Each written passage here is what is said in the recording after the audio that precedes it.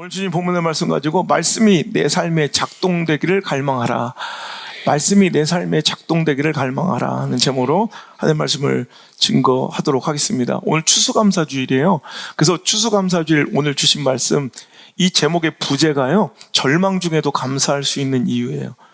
우리가 말씀이 내 삶 속에 작동되는 인생을 꿈꿔야 될지인데, 오늘 만약에 우리가 감사라는 것을 내 상황과 처지와 형편에 비례해서 해야 된다면, 세상 사람들 그러잖아요. 내 상황과 처지와 형편이 감사할 수 있는 이유거든요. 우리가 믿음의 사람들이 마치 세상 사람들과 동일한 기준으로 오늘도 우리가 감사할 수 있는 이유가 상황과 처지와 형편이 이유라면, 우리 여기서 그렇게 많이 감사할 수 있는 사람들이 별로 없을 것 같아요. 우린 여전히 상실하고 이별하고 아프고 연약하고 가난하지 않습니까? 그 상황만으로 감사를 하고 못하고 우리가 나눈다면 여기서 우리는 감사하지 못할 사람들이 더 많을 수 있어요. 그런데 오늘 이 절망적인 상황 속에서도 우리가 감사할 수 있는 이유, 그 이유를 한번 찾아보고자 하는데요. 오늘 말씀의 제목처럼 상황의 문제가 아니라, 처지와 형편의 문제가 아니라, 그 상황에도, 그 처지에도, 그 연약함에도, 그 상실과 이별에도 하나님 말씀이 들리고, 그 말씀이 믿어지고, 그 말씀이 은혜가 되고, 감격되고, 기억나고, 그 말씀이 내 삶 속에서 작동되고 있다면 그것이 바로 축복이고, 그것이 바로 감사할 수 있는 이유에 충분하다는 것입니다. 우리가 므낫세의 이야기를 연속해서 말씀을 전하고 있는데요. 어떻게 히스기야 같은 이런 선한 가운데 이런 므낫세 같은 악한 아들이 나올 수 있었을까? 이 악한 왕이 나올 수 있었을까? 우리는 궁금하다는 거예요. 여러분, 그러면 므낫세의 삶과 히스기야의 삶이 무엇이 차이인가? 여러분, 우리는요, 축복을 또 재앙을, 감사와 또 불평과 비난의 기준을 상황과 처지와 형편을 두는 것이 얼마나 위험한 것인지 이 므낫세를 보아도 알아요. 므낫세는 지난번에도 말씀드렸던 것처럼 악한 왕이고요. 정말 모든 열왕기서에 나오는 그 모든 왕을 다 합쳐도 정말 가장 악한 왕의 표본이었던 아합과 견주어도 조금도 뒤처지지 않을 만큼 좋은적인, 긍정적인 면이 아니라 부정적인 면에서 완톱을 달릴 정도로 정말 우상 숭배자였고, 온갖 우상을, 하나님 미워하시고 싫어하시고 진노하시는 그 모든 것들을 여러분 백화점처럼 이 남유다 하나님의 거룩한 성역에 다 갖다 두고 여러분 이렇게 끔찍한 짓을 벌여왔던 이 므낫세예요. 그런데도 불구하고요, 므낫세의 제위 기간이 무려 55년이에요. 여러분, 우리가 55년 동안 대통령 하는 사람이 있다면 잘 됐다고 생각할 거예요. 그 사람 인생이 좀 형통할 거라고 생각할 거예요. 근데 여러분, 우리가요, 어떤 인생을 바라볼 때 자꾸 우리는 형통과 또 막힘, 우리 성공과 패배, 이런 기준을 자꾸 세상적 기준에서 이 성도들조차, 교회조차 바라볼 때가 있어요. 사람들 많아지고 교회 껍데기 좀 커지고 돈 많고 풍요하면 저 사람 복 받고, 그렇지 않으면 저 사람은 실패하고 하나님께 벌 받는다, 이런 유치한 논리로, 세상적인 기준으로 우리의 삶을 들여다봐서는 절대 안 된다는 거예요. 그렇다면 므낫세는 잘 되고 형통한 사람이게요? 여러분, 아합 왕 있잖아요. 아합 왕은 무려 오므리 왕조, 그 아버지가 세웠던 오므리 왕조, 북이스라엘의 가장 악했던 왕조가 무려 44년을 갔어요. 그 중에서 21년이 이 아합의 통치 기간이에요. 여러분, 21년 동안 왕했으면 굉장히 대단히 많이 한 거예요. 그리고 부국강성을 이뤘고요, 꽤 잘 나갔어요, 아합도. 여러분, 므낫세도 55년을 제외하면 통치 기간이 55년 무려. 여러분, 이것은 굉장히 세상의 눈으로 볼 때는 잘 된 것처럼 보여요. 하지만 여러분, 형통이요, 여러분, 잘 되는 것이요, 두 가지 의미가 있을 것 같은데, 여러분, 다윗이나 솔로몬 같은 경우에도 제위 기간이 거의 40년에 가까울 정도로 이렇게 누가 봐도 하늘의 신령한 복, 하나님의 축복을 받아 이 세상에 이 복도 누리는 사람이 있을 뿐더러, 또 어떤 사람들은 정말 악하고 정말 누가 봐도 소망이 없는 것 같은데 하나님이 그냥 허용하셔서, 하나님께서 그냥 방치하셔서, 하나님께서 그냥 내버려 두셔서 악한 사람의 형통도 분명히 우리는 바라볼 수 있다는 거예요. 오늘도 우리가 꿈꿔야 될 것은 하늘의 신령한 복, 하나님께서 허락하신 그 관계 속에서, 아름다운 하나님과의 관계 속에서 이루어지는 진짜 복을 누려야지. 여러분, 그냥 무조건 세상에 돈 많고 잘 되는 것, 하고 있다고 스펙이 있고, 여러분 세상에서 좀 잘 나가는 것, 이것을 하나님 주신 복이라 다 착각하지 않기를 바랍니다. 진짜 복은 뭐냐면, 여러분 결국에는 이 므낫세는 세상에서 좀 잘 되는 것 같고 되게 약삭 빠른 것 같고, 세상에서 뭔가를 정말 답을 구하려고, 답을 찾으려고 정말 민첩하고 약삭 빠르고 정말 열심히 살아간 것처럼 보이고 꽤나 성과가 나온 것 같지만, 여러분 결국 보면 그는 하나님이란 정답을 놓쳐버리고, 여러분 여기저기서 답을 찾다가 허망한 인생으로 마지막 인생 말년에나 겨우 그제서야 하나님이 정답인 걸 그제서야 깨닫고, 몇 년 남지 않은 제 기간에 겨우 자기가 세웠던 우상들을 버리기 시작하며 아무것도 하나님 앞에서는 내세울 것 없는, 보여줄 것 없는 하찮은 인생으로 종결되었다는 거예요. 자, 그럼 뭐가 축복이냐?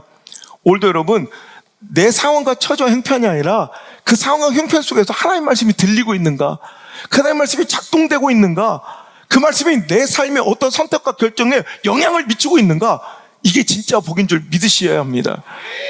여러분, 오늘도요, 히스기야가 오늘도 복된 이유는요, 히스기야는 하나님 말씀을 들었던 자예요. 하나님 말씀이 개입되고 하나님 말씀이 작동되는 자예요. 자, 히스기야의 인생을 보면 그는 하나님만을 의지했대요.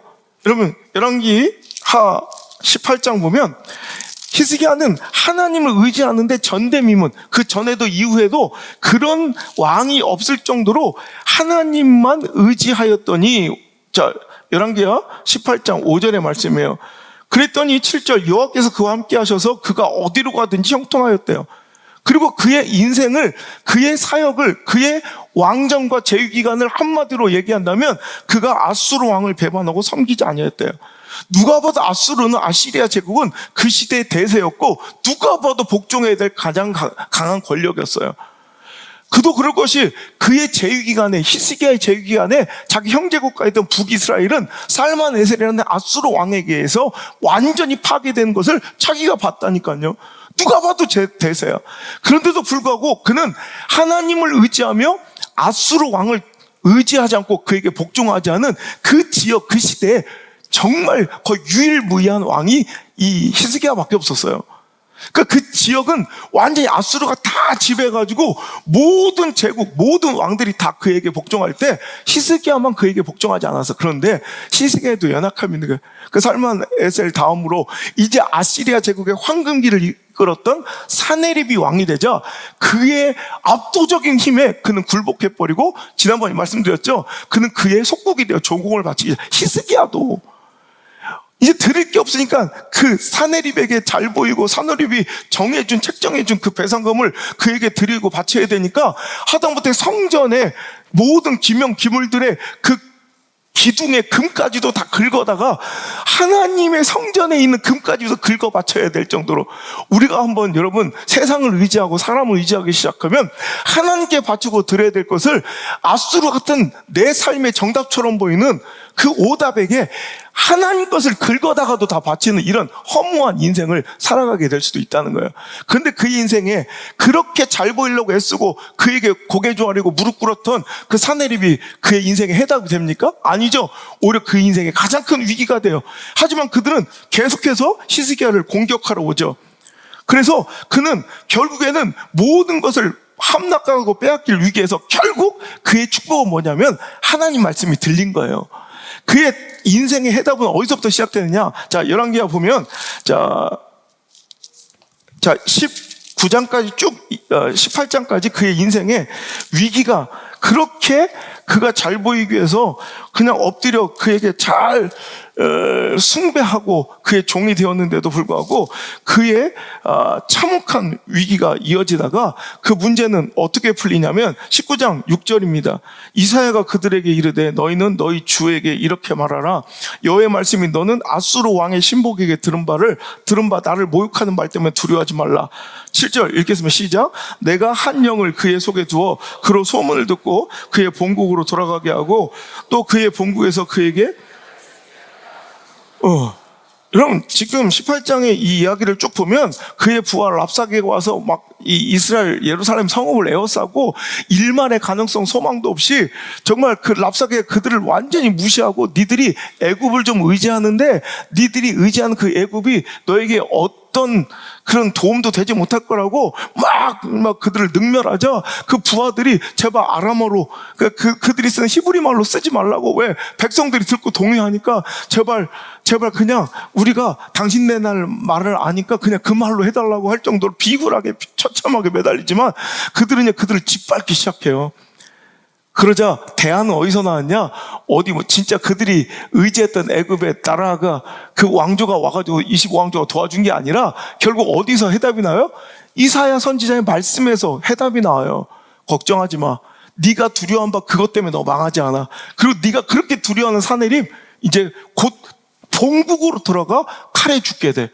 근데 그 말이 진짜 성취가 돼요. 여러분 19장 우리 37절 볼게요. 19장 37절 시작. 그가 그의 신 니스록의 신전에서 경배할 때 아드람멜렉과 사레셀이 그를 칼로 쳐 죽이고 아라랏 땅으로 그들이 도망하되 그 아들 에살하돈이 대신하여 왕이 되니라. 그 아들이었던 사네립이 정말로 이사야 선지자의 예언처럼 그가 본국으로 가는데 그 아들들이었던 이 아드람멜렉과 사레셀에게 살해당해요.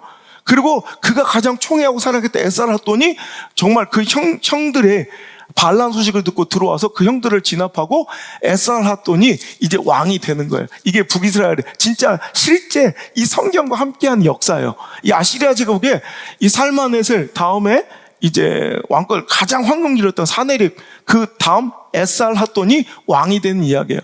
자, 이런 상황 속에서 이제 므낫세가 왕이 되게 된 거죠. 그 아들 므낫세가 왕이 되어가지고 그는 잘 보니까 이건 누가 봐도 이건 아수르가 대세야. 그러니까 이제 아버지처럼 괜히 한번 개기다가 당할 바에야 아싸리 몸을 굽혀 그들에게 충성하자. 그래서 에살하돈과 그 아들 아슈르바니팔이라는 이 사네립, 에살하돈, 아슈르바니팔은 아시리아 역사를 보면 아시리아 세계 역사에 가장 황금기를 이뤘던 이 세 왕입니다. 그래서 에살하돈, 그 다음에 아슈르바니팔은 성경에서 이제 그 이름은 잘 기록되지 않는데 정말 명왕, 그러니까 아시리아 제국, 이 이란 사람들, 이런 사람들은 이 굉장히 귀하게 생각하는, 그러니까 알렉산더의 도서관과 대학이 생기기 전에 니느웨, 수도였던 아시리아 제국 니느웨에 박물관을 세우고요. 사냥에도 능했고 외국어를 능통해서 고대 문어까지 직접 그냥 바로 번역을 할 수 있을 정도로 아주 그냥 무술에도 능하고요. 학문에도 능했던 굉장히 강력한 이 아슈르바니팔, 이 3대 왕이 아시리아 제국의 가장 강력한 황금 제국을 이루거든요. 자, 에살하돈이 이제 이 동쪽 편, 여러분 티그리스강과 유프라데스가 이 동쪽 편의 이 동북쪽의 모든 것을 장악하고 이 중간에 사막이 있고 이제 지중 해변이 이어져 이집트로 이어지는데 이 서쪽을 신경을 잘 안 쓰다. 왜? 이쪽 동쪽 편 티그리스강, 유프라테스강의 그 모든 지역을 점령하느라고 이제 신경을 좀 덜 쓰다가 이제 이것이 완벽하게 평정되자 이제 어디로 눈을 돌리냐면 이집트 제국을 치러 내려오는 거예요. 그래서 이 에살하돈이 이집트를 박살내버리고요. 이집트를 완전히 저 밑으로 몰아내. 그리고 다시 올라갔는데 이 박멸된 줄 알았던 이집트 왕조가 25왕조가 좀 힘을 키워 세력을 키워서 다시 이제 중흥하려 하자 그 아들 이제 에살하돈이 다시 한번 2차 침공을 오다가 이제 병으로 죽게 돼요. 그래서 이 아까 얘기했던 아슈르바니팔 가장 강력했던 그 왕이 이제 아버지를 대신해서 왕이 되어 이제 이집트를 침공하러 오는 거예요. 근데 보니까 여러분 보세요. 이 가나안 입장에서는 이집트는 가장 가까운 곳이에요. 여기는 원정을 와야 되고 그리고 누가 봐도 이 이집트 왕국이 조금 세 보였거든. 그러자 이제 이 므낫세는 잘못된 선택을 했다고 그랬죠. 그때 잘못해가지고 이제 가만히 이렇게 재다 보니까 이제 아수르 자기가 그렇게 굴복해서 발등에 입을 맞출 정도로 조공을 갖다 바칠 정도로 자기가 숭상하고 숭배했던 아수르를 배신하고 이제 애굽이 대세라고 생각해서 애굽과 함께 힘을 모았다가 아슈르바니팔이 완전히 이집트의 25왕조를 박살내버려요. 완전히 전멸시켜버려요. 그리고 새로운 왕조를 세워요. 26왕조가 그래서 세워지는 거예요. 그러니까 이제 잘못 선택, 답안지를 잘못 써가지고 혹독한 대가를 치러서 이제 갈고리에 코가 끌려서 이제 바벨론, 이 바벨론은 우리가 생각한 그 바벨론이 아니라 아시리아 제국이 점령하고 있던 바벨론이라는 도시국가예요. 글로 끌려가서 거기서 밤송 쓰고 몇 달 만에 돌아와서 그가 회개하는 장면이 지난주 설교 그제서야. 이제 알겠죠? 이제부터 오늘 설교가 시작되는 거예요. 자, 오늘 끝장났어요. 자, 므낫세는 후회하는 거예요. 그리고 그 아들 이제 암몬이 이제 그의 왕위를 대신하는 거죠. 그가 죽고 나서 자 21장 19절에 보면 아몬이 왕이 될 때 나이가 22세라. 그 악독했던 므낫세의 마지막 회심의 기간, 그리고 나서 우상을 철폐했던 그 기간은 아주 짧습니다.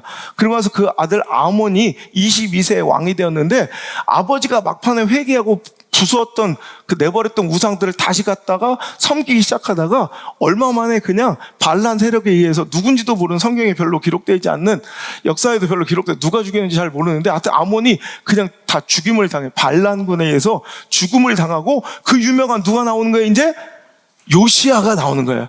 이 요시야는 어린 나이에 갑자기 이제 왕이 돼요. 자 22장 요시야가 왕위에 오를 때 나이가 8살밖에 안 됐어요. 8살짜리가 이제 왕이 되어가지고 이제 오히려 그가 성전을 개혁하고 더러운 우상들을 버리며 가장 강력한 마지막 희망의 불꽃처럼 남유다가 멸망해가고 할 때 마지막 희망의 빛처럼 보였던 이 요시야. 요시야 이야기는 좀 건너뛰읍시다. 왜냐하면 나중에 따로 또 설교를 또 해야 될 것 같아서, 요시야는 각종 하나님 기뻐하시는 모든 일을 선하게, 또 성전을 개혁하고 또 정화하면서 하나님의 율법책을 발견하고 너무나도 귀한 왕이에요. 그런데 그 왕이 너무나도 어처구니 없이 황망하게 죽어요. 39살의 어린 나이에 죽게 되는데, 자, 그 이야기가 바로 이제 23장에 기록되어 28절 한번 읽겠습니다. 28절 한번 읽어볼게요. 자, 시작. 요시야의 남은 사적과 행한 모든 일은 유다 왕 역대지략에 기록되지 아니하였느냐? 요시야 당시에 애굽의 왕 바로 느고가 아수르 왕을 치고자 하여 유보라 대강으로 올라가므로 요시야 왕이 맞서 나갔더니 애굽 왕이 요시야를 무기토에서 만났을 때 죽인지라. 자, 이제 보세요. 자, 우리가 잘 아는 사건, 무기토라는 곳, 우리가 나중에 아마겟돈이 무기토인데요. 이 무기토에서 요시야 왕, 이 좋은 왕, 정말 뭔가 회복될 것 같고 희망이 있었던 유일한 왕이 요시야가 이렇게 무기토에서 누구랑 싸우다가 이집트 왕 바로 느고, 그러니까 세계사에서는 파라오 네코 2세라고 나. 파라오 네코 2세가 이제 원래 이 유다랑 싸우려고 하는 것도 아니고 어디로 가다가 그랬대요? 뭐 하러 가다가 애굽의 왕 바로 느고가 뭐 하러 갔대요? 아수르 왕을 치고자 했다고 그러죠. 근데 이거는 이 개정 성경의 오류예요. 이건 세계사를 공부하면 절대로 이렇게 번역할 수가 없는 거예요. 이건 잘못된 거예요. 실은 보면 킹 제임스 버전 성경에서도 against라고 나요. 이게 진짜로 이 아시리아, 킹 오브 아시리아를 against, 대항해서 나갔다라고 이렇게 표현되는데, 이거는 그 역사를 잘 모르는 거예요. 실은 생각해보세요. 왜 갑자기 두 가지 의문. 왜 갑자기 애굽은 왜 갑자기 아수르 왕을 치러 갔든지 뭘 할 때 왜 갔고, 왜 상관도 없는 전쟁에 요시야는 뛰쳐나가서 왜 싸우다가 죽었을까? 자, 이거예요. 자, 아까도 얘기했죠. 자, 지금 아수르 제국이 굉장히 지금 잘 나가고 있었잖아요. 대제국. 그런데 아슈르 바니팔, 아까 사네립, 그 다음에 그 아들 에살하돈, 그리고 그 아들 아슈르 바니팔, 이 3대 제국이 황금기를 이뤘는데 이 아슈르 바니팔이 이제 죽게 돼요. 그러면서 그 아들 아슈르 에틸이란이라는 이 아들한테 그 제의가 물려졌는데, 얘가 좀 시덥잖아. 이때부터 급속하게 아시리아 제국이 무너지기 시작해요. 아슈르 바니팔이 죽고 아슈르 에틸이란이라는 아들에게 이 제위를, 왕권을 물려줬는데, 그 동생이 반란을 일으켜 이 아슈르 에틸을 죽이기 시작하고요. 또 그때 반란이 일어났는데, 아까도 얘기했지만 그 바벨론이라는 도시국가를 아수르가 제압하고 있었다고 그랬잖아요. 그 바벨론이 도시국가가 이제 강성해지면서 반역을 일으켜서 아수르와 항거하기 시작해요. 옛날에는 바벨론이 아시리아 제국의 속국이었어. 그런데 이 바벨론이 힘을 키워가지고 이제 연약해진 이 아시리아 제국의 반란을 일으키는데 이게 그 유명한 나보폴라살 황제예요. 그 아들이 우리가 잘 아는 성경에 그렇게 나오는데 뭐 도대체 얘가 누구예요? 느부갓네살이 바로 이 나보폴라살의 아들이 되는 거예요. 그래서 이 나보폴라살이 힘을 키워서 이 연약해진 아시리아 제국의 마지막 말미를 막 치고 올라가서 아시리아 제국이 다 정복하고 있었던 이 티그리스강, 유프라데스강 일대의 모든 지역을 이제 신바벨로니아 제국이라고 그래요. 그래서 바벨론의 도시국가와는 다른 신바벨로니아 제국의 나보폴리살이, 여러분 지금 듣고 있는 거죠? 나보폴라살이 이제 제압을 하러 가는 거예요. 그래서 거의 이제 아시리아 제국은 다 모든 영토를 잃고 저 하란 쪽, 저 구석탱이로 이제 몰려가가지고요. 그 아들이 잔존 세력을 데리고 겨우 그냥 아수르, 에틸, 이란이라 이런 황제가 이 하란과 일대 구석쟁이에서 잔존 세력을 가지고 어떻게 하면 마지막으로 이 바벨론과 한번 싸워서 다시 한번 자기 제국을 이제 일으켜 볼까를 고민하다가 이제 원군을 요청한 게 이집트의 아까 바로 느고 파라오 네코 2세를 부른 거예요. 그럼 우리는 생각해 보세요. 지금까지 아수르 제국은 이집트를 맨날 공격했었는데 왜 아수르 제국이 망해갈 때, 바벨론에 망해갈 때 왜 파라오 느코는 왜 갔을까? 어게인스트 이렇게 되면 좀 이해가 될 것 같아요. 절대 그래. 아까 지금 바로 느고는요, 파라오 네코 2세는 실은 아까 25왕조를 완전히 무너뜨리고 새로 세운 26왕조의 왕인데 이 26왕조는 아시리아 제국이 세워준 거예요. 그러니까 이 이집트의 26왕조는 아시리아 제국의 속국이에요.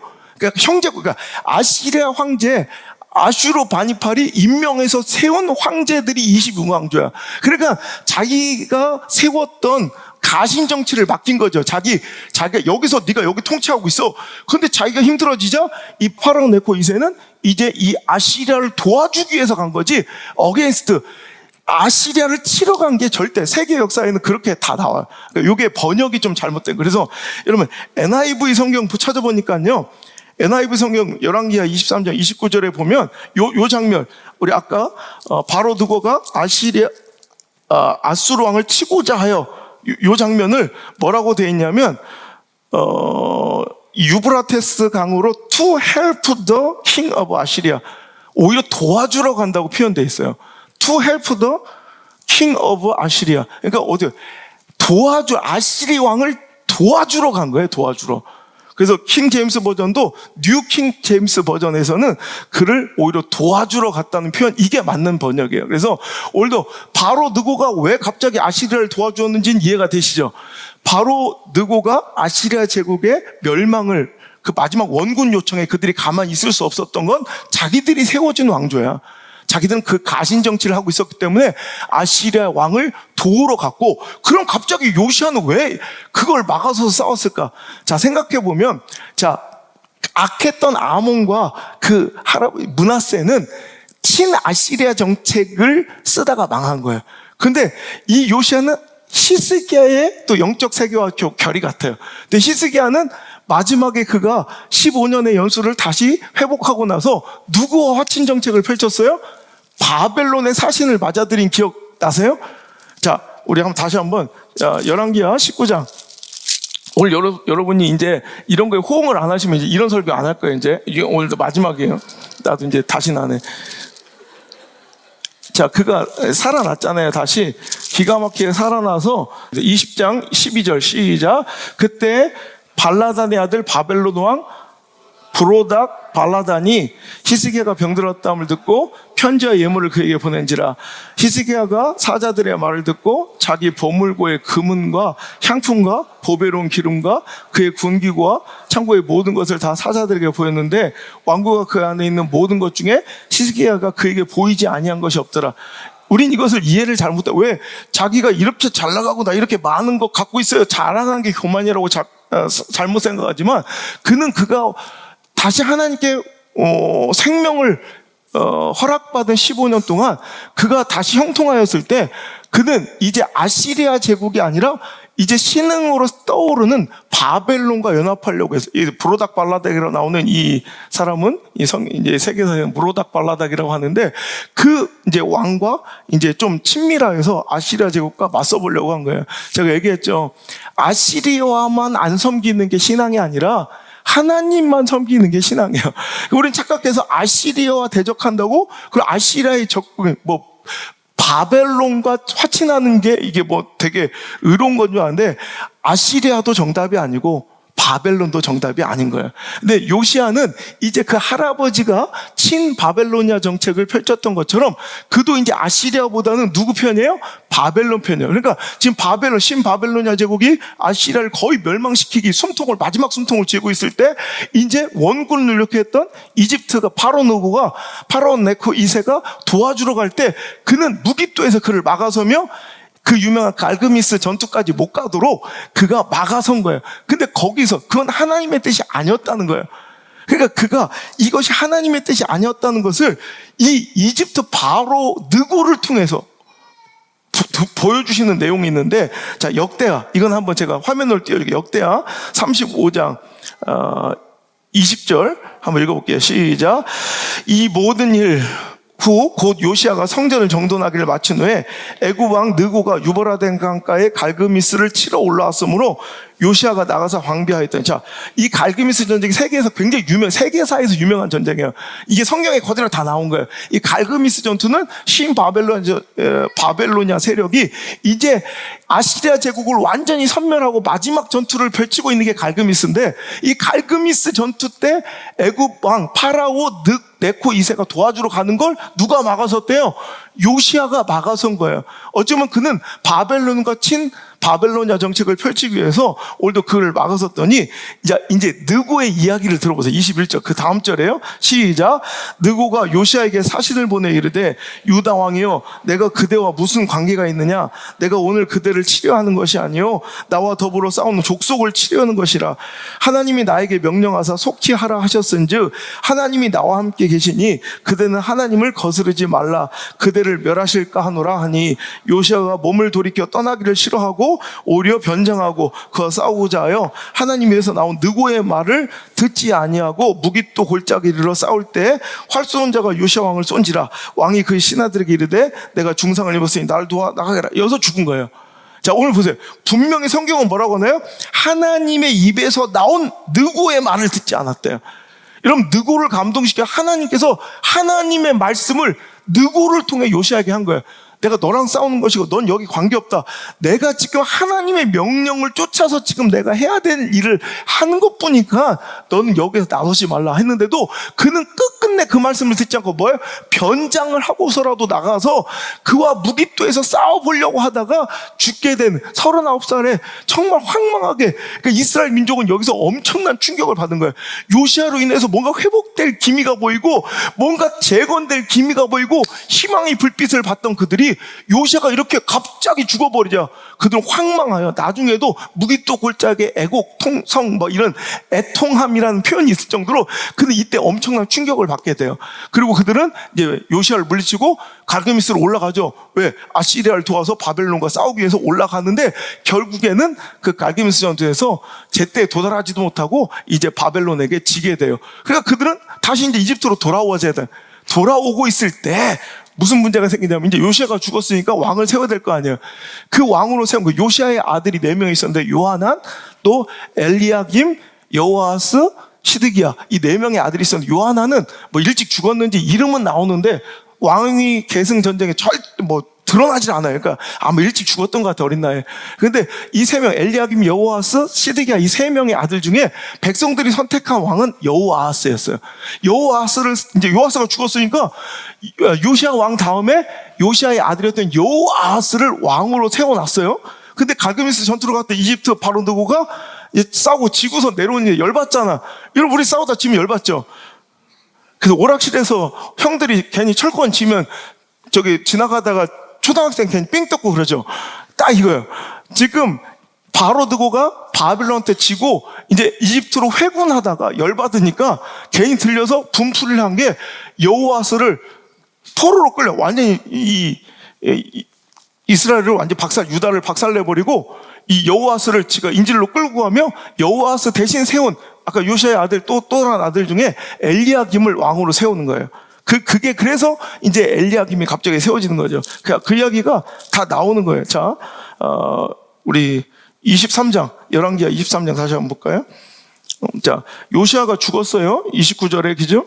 그랬더니, 자, 34절 한번 읽어볼게요. 시작.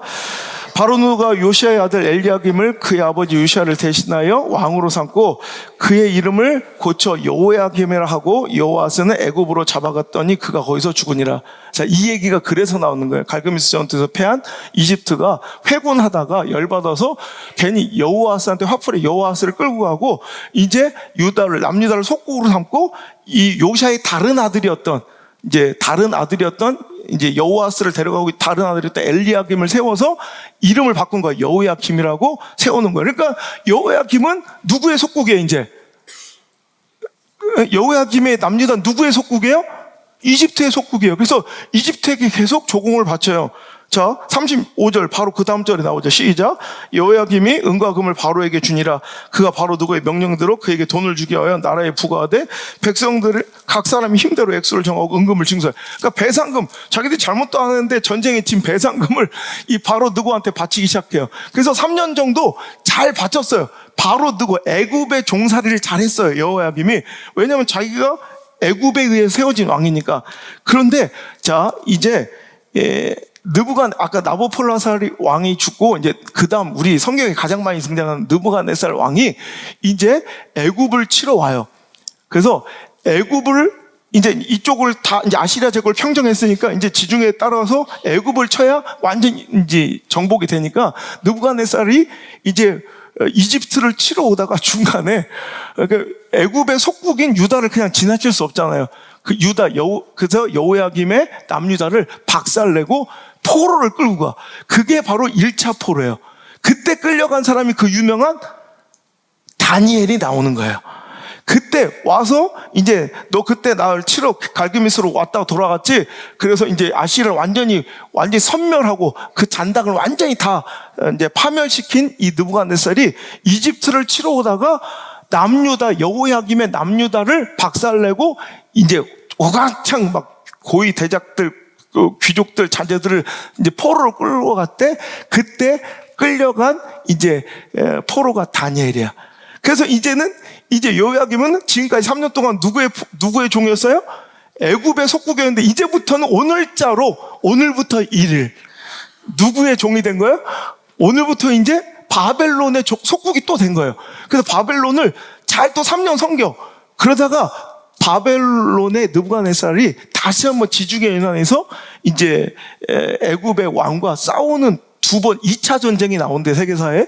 그 2차 전쟁 때는 이상하게 이 애굽이 컨디션이 좋았는지 바벨론과 거의 비등비등하게 싸워서 둘 다 굉장히 많은 피해를 보게 돼요. 그러니까 여호야김이 가만 보니까 원래는 이집트의 종이었다가 이제는 3년은 이집트, 3년은 바벨론을 잘 섬겼는데 지금 보니까 삐까삐까해. 이럴 때 내가 조금만 힘을 더해주면 이집트가 이겨서 바벨론을 이길 수 있을 것 같아서 또 잘못 찍었어. 그래서 이제 이집트 편을 들다가, 그러니까 여러분 썩어도 준치라고 바벨론은요 지금 여기저기 싸우고 있어도 여러분 굉장히 힘이 있었던 건 자기가 직접 나서지 않고 자기 속국들을 보내서 여호야김의 남유다를 박살내요. 그게 24장에 나와요. 24장 한번 읽어볼게요. 24장 시작.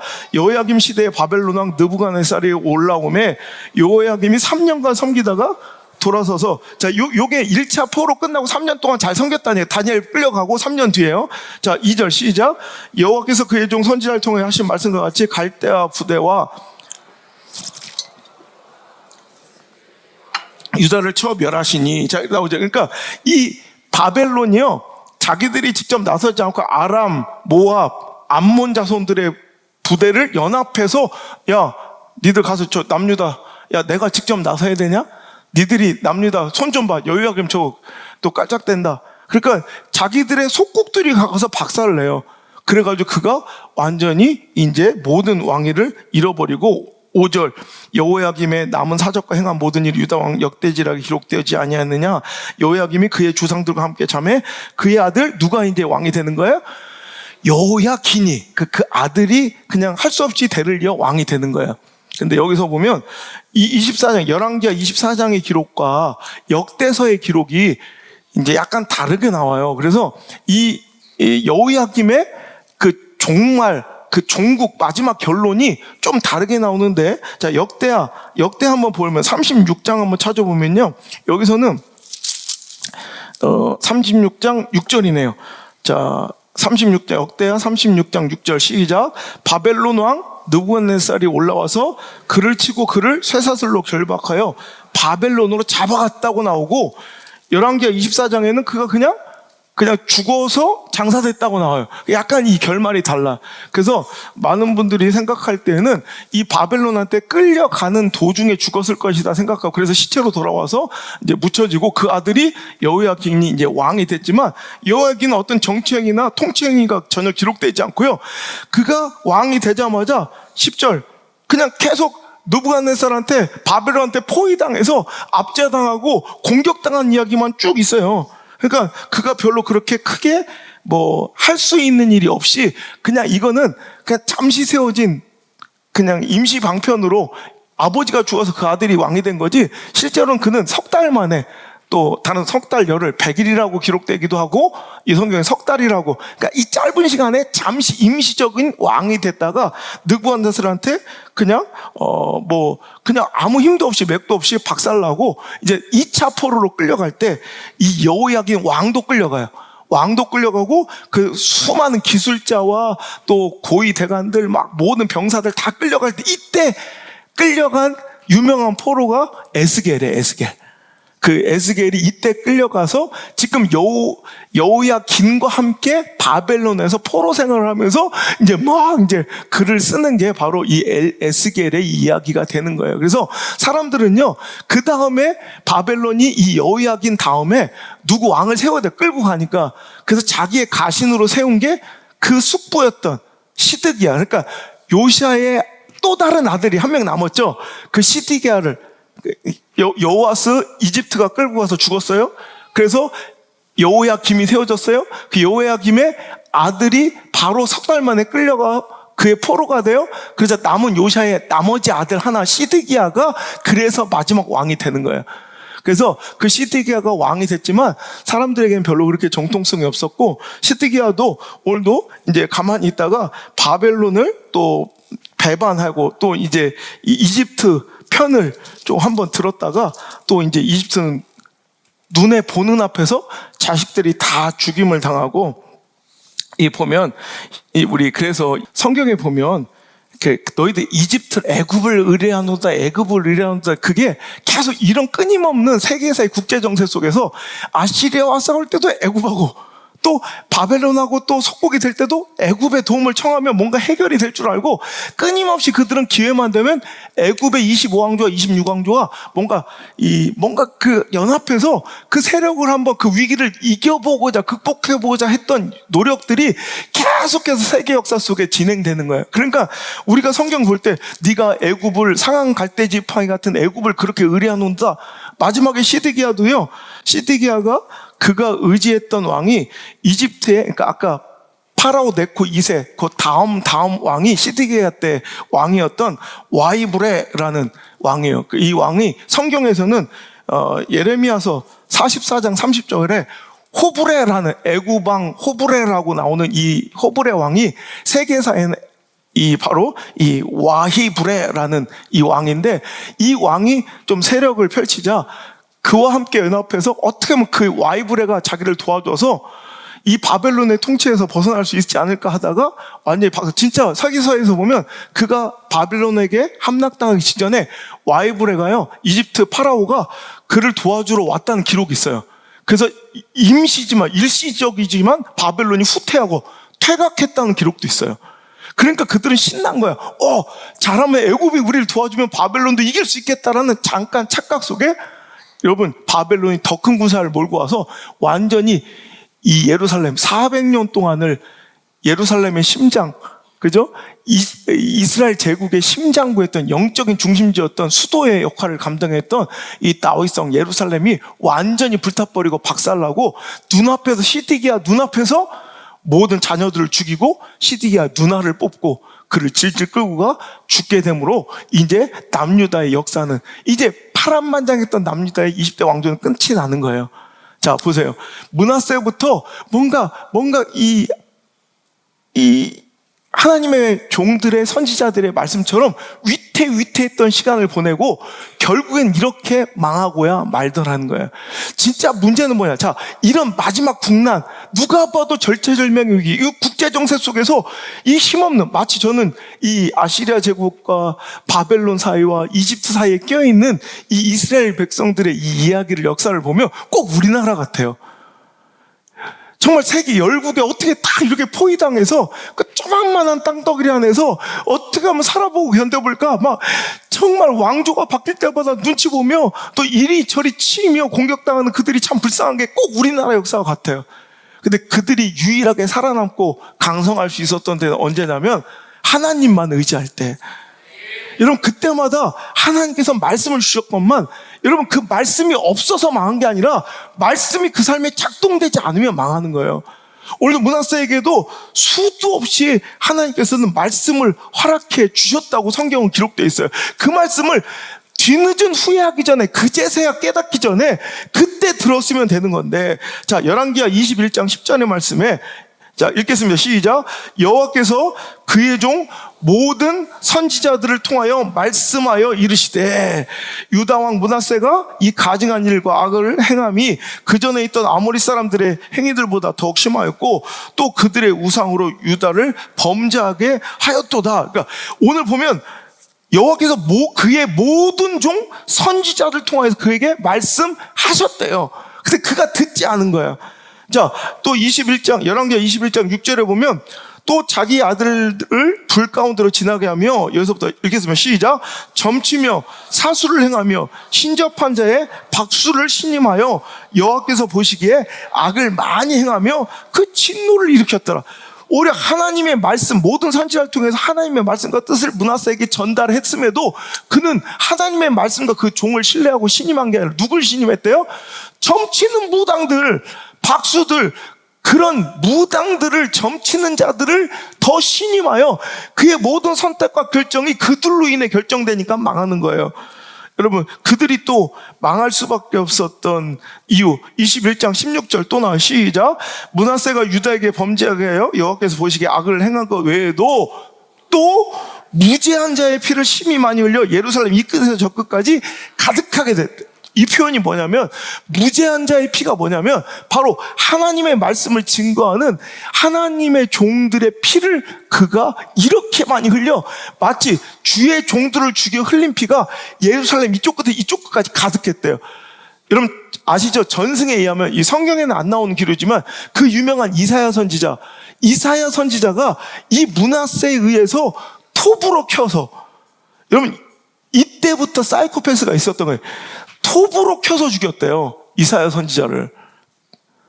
그리고 나서 여러분 계속되는 이 남유다의 멸망으로 치닫고 있는 이 마지막 가운데서도 여러분 이 요시야 왕 때 딱 이제 등장해서 막 사역을 시작하는 분이 바로 예레미야예요. 그러니까 여러분이 그 남유다의 멸망의 그 마지막 역사를 읽을 때는 예레미야서와 함께 읽으면 여러분 유익이 돼요.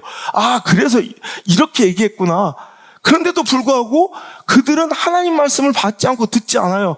그냥 자기가 눈에 보기 좋은 대로, 국제정사에 유익 있는 대로 상황과 처지에 맞게 그냥 행동하는 게 이때는 참 지혜로 보여요. 이런 므낫세도 그랬고 아몬도 그랬고 요시아도 그랬고, 여러분 그 뒤에 있는 모든 여호아스, 또 여호야김, 시드기야가 다 그때 나름대로 열심히 산 거예요. 잘해보려고 정치 행위를 하고 외교 행위를 한 거예요. 근데 진짜 정답을 모르는 거예요. 정답은 이집트도 아니고, 정답은 아수르도 아니었고요, 정답은 저 바벨론 제국도 아니었어요. 정답은 유일하게 하나님이셨어요. 그 말씀을 들었어야 된다고.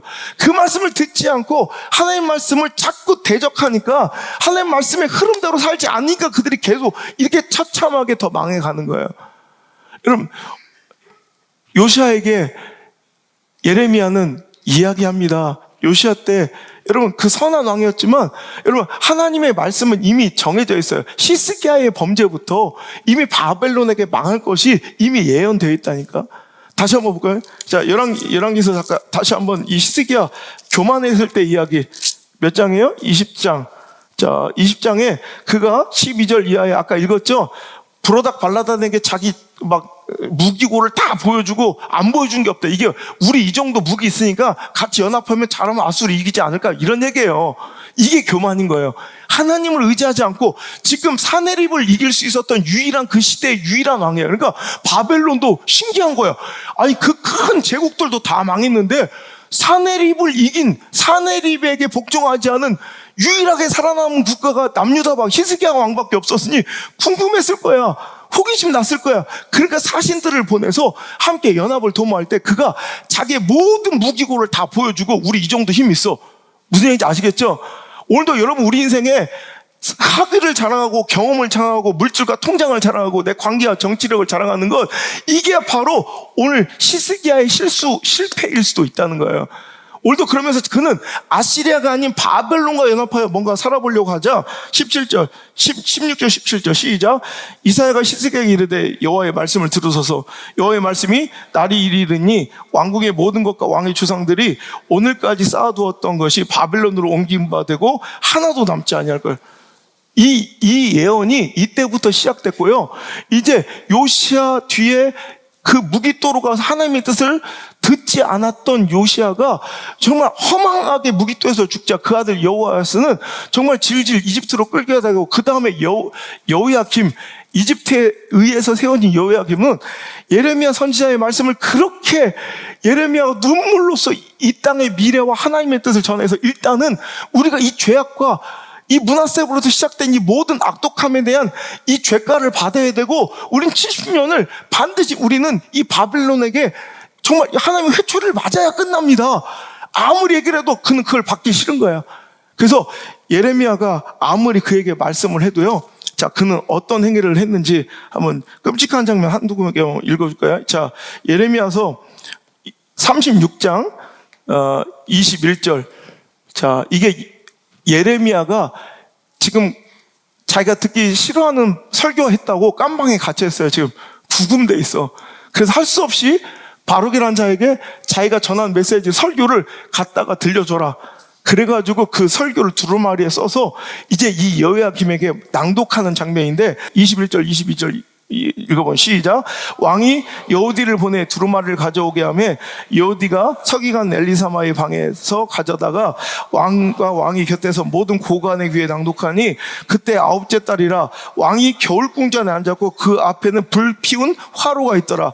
여호디가 선호 쪽을 낭독하며 왕이 면도칼로 그것을 연하여 베어 화롯불에 던져서 두루마리를 모두 태웠더라.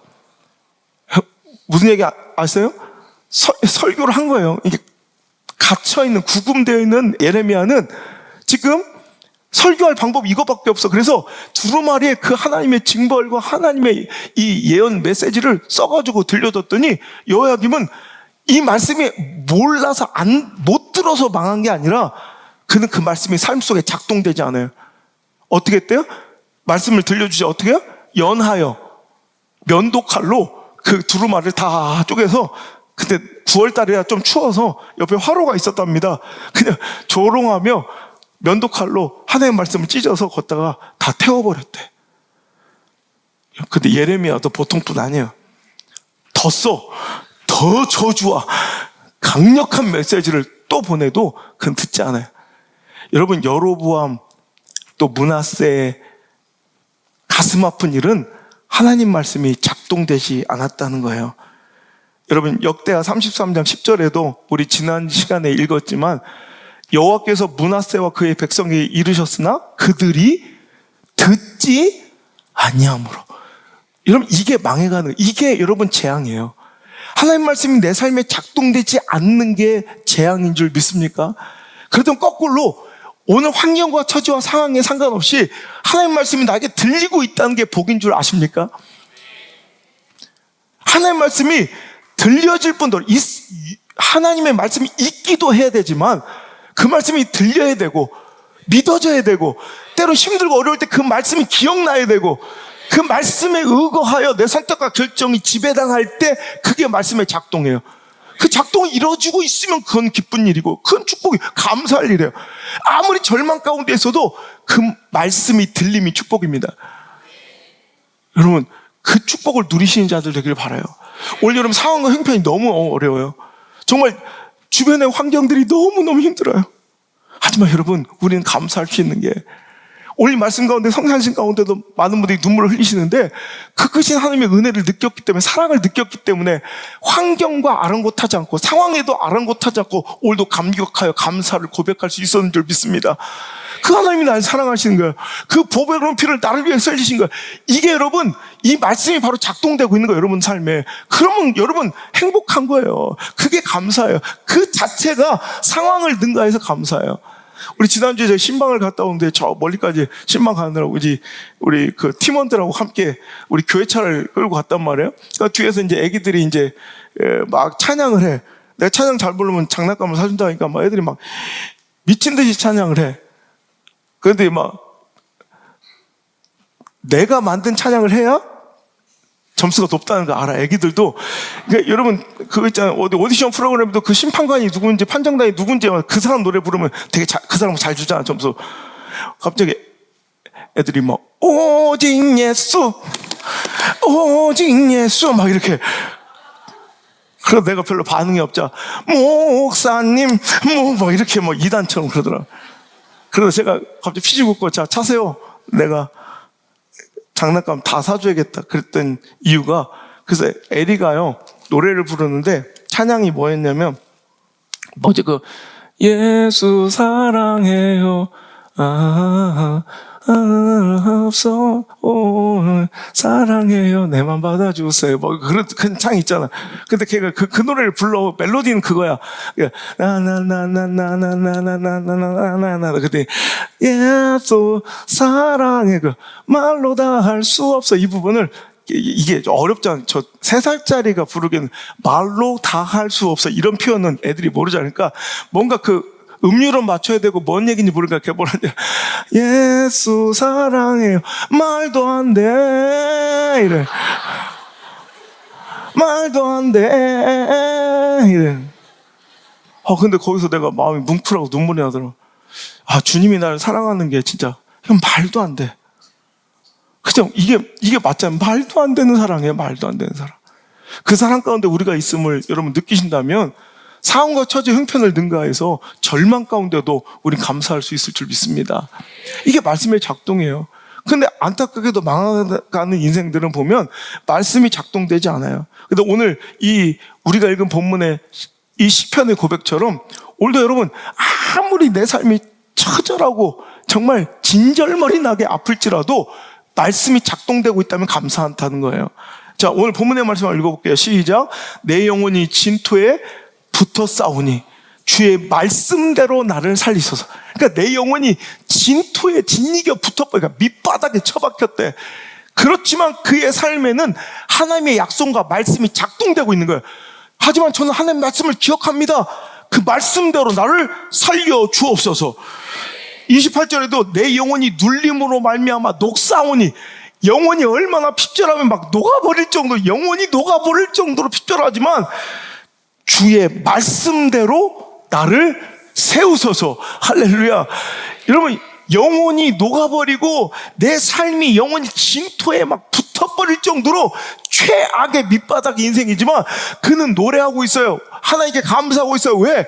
말씀을 기억하기 때문에, 말씀이 작동되고 있기 때문에 그 말씀대로 나를 살리시고 그 말씀대로 나를 세우실 줄 믿어지는 은혜가 그에게 있기 때문에 그는 이런 절망적 상황 속에서도 찬양할 수 있는 거예요. 시편 119편 92절 93절에도 주의 법이 나의 즐거움이 되지 아니하였다면 내가 고난 중에 멸망하였으리이다. 내가 주의 법도를 영원히 잊지 아니하오니 주께서 이것들 때문에 나를 살게 하심이니이다. 아멘. 오늘도 그는 내가 이렇게, 만약에 주의 말씀, 주의 법이 그때 내 삶에 작동되지 않았으면, 그 위기와 그 환난 속에 하나님 말씀 들리지 않았으면, 그 말씀이 내게 은혜로 들리지 않았으면, 믿어지지 않았으면 난 이미 죽었어요 라는 고백이에요. 오늘도 내가 살아있는 이유는 하나님 말씀이 내 삶 속에 들려지는 축복이기 때문입니다. 여러분, 그래서 말씀이 들리면 축복이에요. 그 말씀이 믿어지면 은혜예요. 그 믿어진 말씀대로 살아가면 기적이 벌어지는 거예요. 그러니까 오늘도 말씀에 눈물이 나고 말씀이 들려져서 감동이 되고 마음이 뜨거워진다면 상황이 나를 어떻게 할 것이냐, 처지와 형편이 나를 어떻게 할 것이냐, 그 사람이 나한테 뭘 어떻게 할 것이냐, 말씀이 작동되고 들려진 축복이 있으십니까? 그럼 여러분, 우리는 충분히 감사해야 될 사람인 줄 믿습니다. 제가 지난주에 우리 어르신들 모시고 이제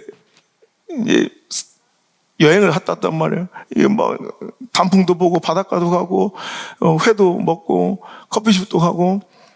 근데 이번에 내가 1년 매년 한 두 번씩 이렇게 모시는데, 다른 때하고 다르게 이번에 너무 행복해 하시고 막 더 표현이 막 얼마나 많으신지 막 우선 너무 고맙고 너무 행복하다, 너무 즐겁다고 막 그 고백들을 들었는데, 제가 제일 행복했던 게 우리가 회덮밥, 갈치 이런 걸 먹는데 막 그때 아프신 분들이 많았다는 걸. 근데 내가 안 데리고 갈까봐, 이제 다시는 안 부를까봐 아픈 척 안 하고 막 그냥 걸걸거리면서 쫓아오는데, 그때 식사를 마치시는 우리 어머님들이 입맛이 싹 돌아왔어. 입맛이 돌아와. 그 말을 듣고 내가 너무 감사한 거예요. 입맛 돌아오면 사는 거예요. 아니, 가라는 얘기가 아니라 입맛 돌아오면 건강하다는 거예요. 내가 제일 두려운 일이 그거예요. 넘어졌다는 얘기, 뼈 부러졌다는 얘기 들으면 나 너무 놀래.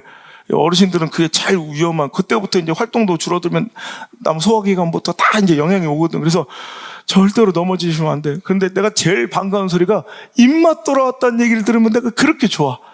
우리 성도님들이 입맛 돌아왔다 하는데, 그 뭐라고, 그거 얼마 되지도 않는 그거 드시고 그렇게 행복하고 입맛이 돌아왔다는데 내가 막 눈물이 나더라고. 여러분, 그거예요. 내가 우리 어르신 성도님들만 그런 게 아니라 우리 똑같아. 제가 가장 기쁜 소식은, 여러분, 아무리 상황과 처지, 형편이 어려운 영적인 질병 중에 있어도 입맛 돌아오면 사는 거예요. 입맛 돌아오면 사는 거야. 말씀이 달기 시작하고 말씀이 소화가 되면 그때부터 사는 거야.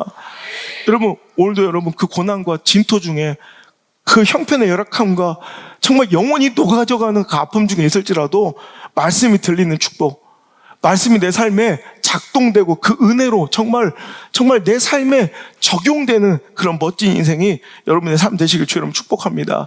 우리가 절망 중에 기뻐할 수 있는 이유, 감사할 수 있는 이유, 말씀이 들림, 그리고 약속이 있음.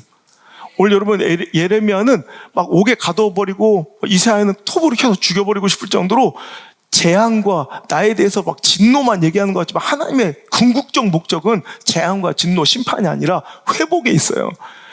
그래서 예레미야가 자꾸 싫은 얘기만 하는 게 아니라 여러분, 소망도 얘기해요. 예레미야서 25장 8절부터 한번 읽어볼게요. 시작.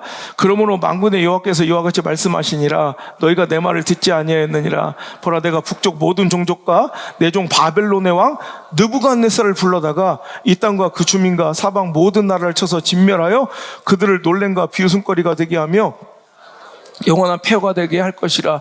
여호와의 말씀이니라. 정말 듣기 싫죠. 너 박살날 거야. 물질적 느부갓네살, 물질의 문제로 박살날 거야. 또 자식의 문제로 진로의 문제로, 관계의 문제로 박살날 거야. 듣기 싫죠. 근데 하나님은 이 진노와 심판이 메시지의 핵심이 아니에요. 그 뒤에. 자, 11절부터 한번 읽어볼게요. 시작. 이 모든 땅이 폐허가 되어 놀랄 일이 될 것이며, 여호와의 말씀이니라.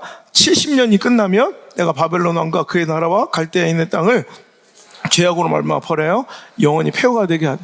여기서 70년이라는 이 소망의 단어가 처음 이제 나오는 단어예요. 처음 나오는 부분이 여기예요. 그러니까 하나님께서 한시적으로, 일시적으로 바벨론을 사용하시는 거예요.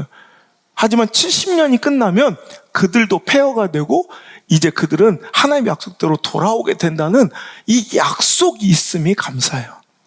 여러분, 아무리 상황이 어려워도 말씀이 들림이 감사고, 아무리 상황이 혹독하고 하나님의 심판과 진노가 커도 약속이 있음이 감사해요.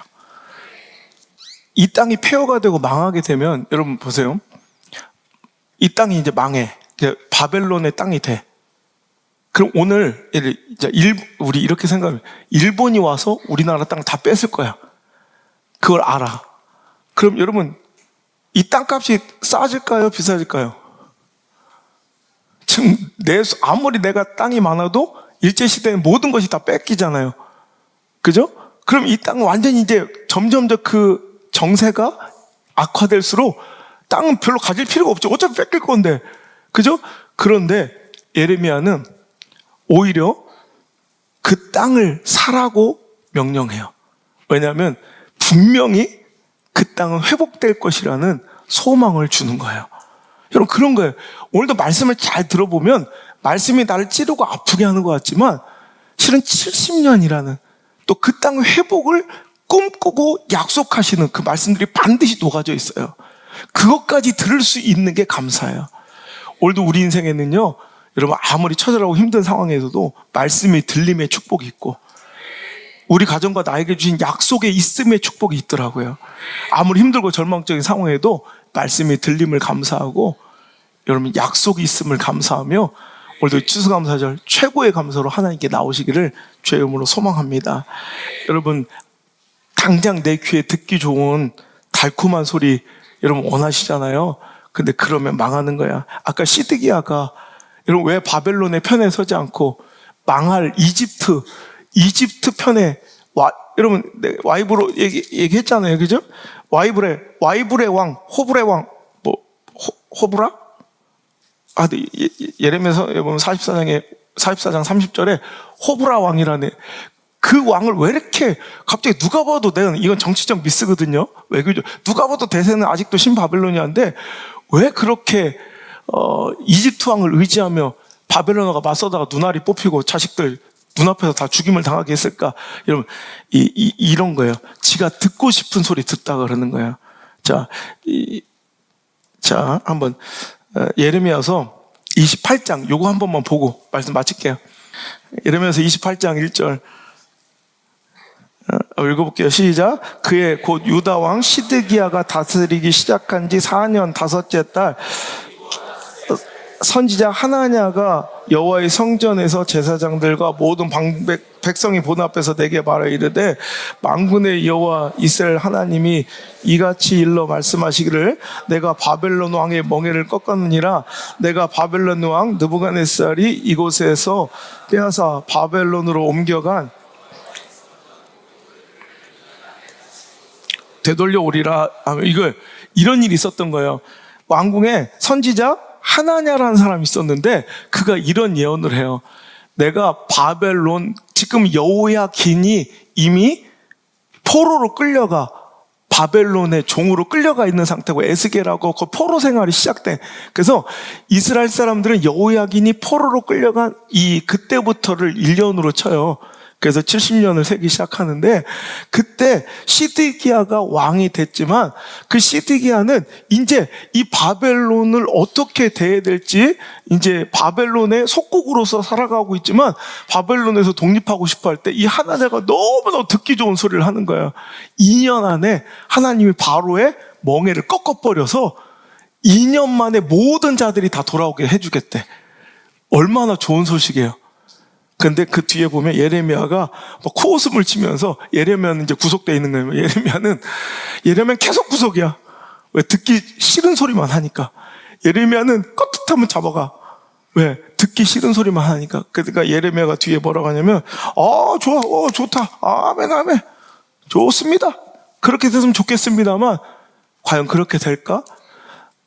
누가 진짜 선지자인지는 그 예언이 응하는 걸 보면 알게 될 거야 라고 얘기하면서 코웃음을 쳐요.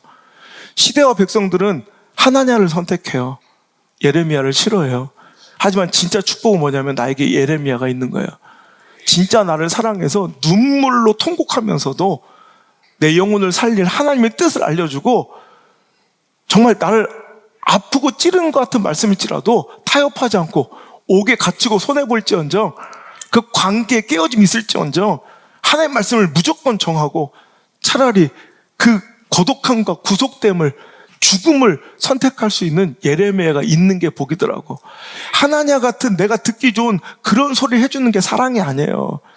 진짜 사랑은 정말 나를 회복할 수 있는 길로 인도해서, 여러분 정말 징책받을 건 징책받고 오늘도 깨어질 건 깨어지고 다시 세워지고 바로 회복되는 거, 이거를 여러분 진짜 사랑으로 느끼시는 여러분 되시길 바랍니다. 다 좋아 괜찮아. 애가 망해가고 있는데도 잘한다. 이거는 부모들 나중에는 크게 후회하고 나중에는 와서 아무리 목사님 기도해달라고 해서 안 돼. 진짜 사랑을 펼치시는 부모가 되길 바라고, 저도 진짜 사랑하는 종이 되어서 정말 말씀 타협하자고 하나님께서 전하신 그 말씀 정말 시대 가운데 여러분 예레미야처럼 전할 수 있는 그런 교회로서 계속해서 이어져 가기를 간절히 바랍니다. 여러분 오늘 추수감사절 별반 시대적 상황을 보면 감사할 것 없는 상황이겠지만, 어떤 사람은 내 인생에 가장 처절하고 힘든 시간을 지내고 있는 분들도 계시겠지만, 여러분 잘 생각해보니 이 절망 속에도 우리가 감사할 수 있는 건, 이 거친 우리 인생길 속에서도 하나님은 나와 함께 계시고 그 말씀이 들려지고 하나님 약속이 나에게 있음이 얼마나 감사인지요. 오늘 그것만으로 주님께 충분히 감사할 수 있으며, 오늘도 예레미야 같이 내가 그렇게 하나님의 말씀을 밀어내고 하나님의 말씀을 뒤쫓아가려고 해도 아니라고 끝까지 나 놓치지 못하고 포기하지 못하고 끝까지 나에게 그 쓴소리를 끝까지 해줄 수 있는 그 예레미야가 곁에 있는 것도 여러분 감사인 줄 믿습니다. 그 말씀이 있는 여러분들은 다 축복받은 소망 있는 자들인 줄 믿습니다. 우리 하나님, 나와 함께 하실 그 하나님, 그 거친 길에서도 나와 함께 하실 그 하나님을 찬양하며 신뢰하며 나아갔으면 좋겠습니다. 찬양합시다. 거친 길 위를 걸어갈 때도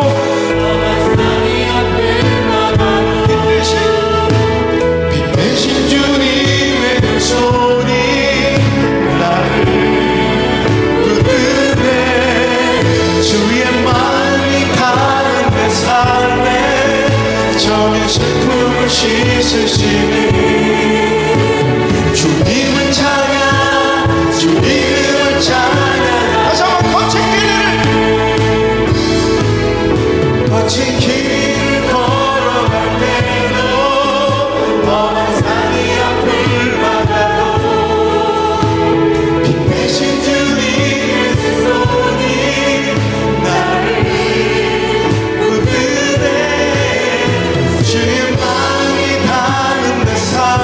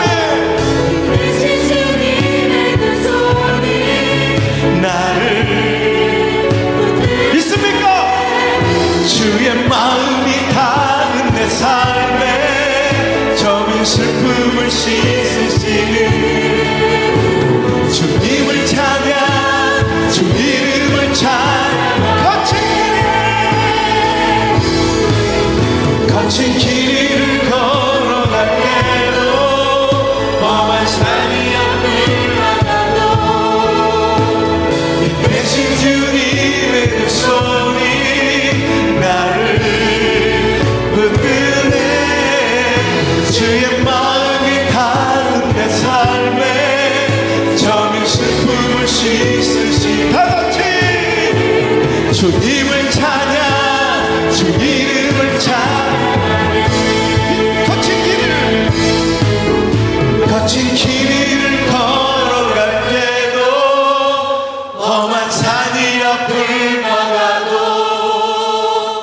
피 대신 주님의 두 손이 나를 붙드네 주의 마음이 닿은 내 삶에 점이 슬픔을 씻으시니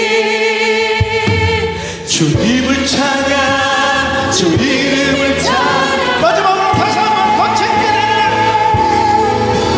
거친 길을 걸어갈 때도 험한 산이 앞을 막아도 대신 주님의 두 손이 나를 붙드네 주의 마음이 닿은 내 삶에 저리 슬픔을 주님을 찬양 주 이름을 찬양하네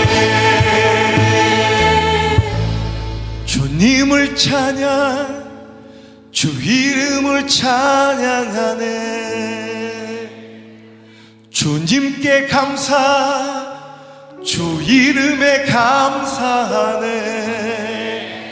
거친 인생의 절망에 한복판이 있을지라도 하나님 내가 뭐라고 영의 길을 열어주시고 귀한 말씀의 통로를 여셔서 나에게 그 말씀을 들리십니까? 그 말씀이 들리심이 감사입니다. 그 말씀 중에 녹아있는 하나님의 회복의 약속이 감사입니다. 오늘도 상황의 절망 그 처지의 열악함 속에서도 오늘도 말씀이 들림을 약속이 있음을 감사하며 그 말씀이 내 삶에 작동되기를 갈망하며 살아가는 환경이 개선되고 처우가 개선되고 형편이 좋아져야 감사가 아니라 말씀이 내 삶에 작동되는 삶이 감사임을 깨닫고 선포하는 우리 사람 모든 성도들에게 은혜의 은혜를 더하여 주옵소서. 회복의 약속을 공급하여 주옵소서. 한 사람도 빠짐없이 오늘 상황과 처지 형편 속에서 감히 꿈꿀 수 없는 소망과 약속을 발견하고 듣고 돌아가는 귀한 시간 되게 하여 주옵소서. 이제는 소망의 이름, 역전승의 명수, 죄와 사망도 그 소망 없는 어둠도 뒤엎어버리시는 우리 구주 예수님의 은혜와 나를 절대로 포기하지 못하시고 어떻게든 하나님의 말씀을 들려 나를 회복시키고 살리고자 하시는 내 하나님 아빠 아버지의 말도 안 되는 사랑, 보혜사 성령님의 인도하심의 그 따뜻한 손길이 오늘 이 자리에 나와 주님 앞에 감사함으로 예배하는 모든 성도들의 머리 위에 그의 삶 가운데 인생 가운데 이제부터 떠나가지 마시고 1초도 떠나지 마시고 1초도 떠나지 마시고 영원토록 함께 계실지어다. 아멘.